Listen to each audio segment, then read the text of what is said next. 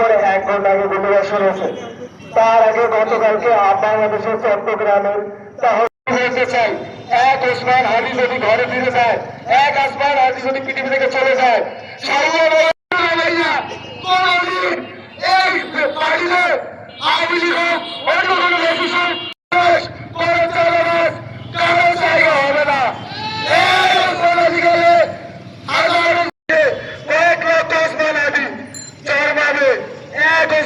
শেষ করে আমাদের আন্দোলন মুখে কথা বলবেন আমাদের জুলাই যোদ্ধা জুলফিকার ভাই। আসসালামু আলাইকুম। আজকে আমার বাংলাদেশ আবারও স্বপ্ন দেখতে শুরু করেছে। জুলাই যোদ্ধা জবাব দেবে ইনশাআল্লাহ।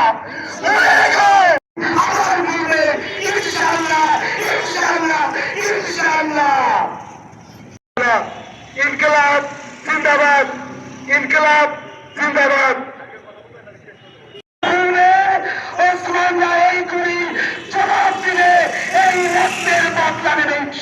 হাদির যদি কিছু হয়, এই দেশে শত শত ওসমান হাদি আবার জন্ম নিবে।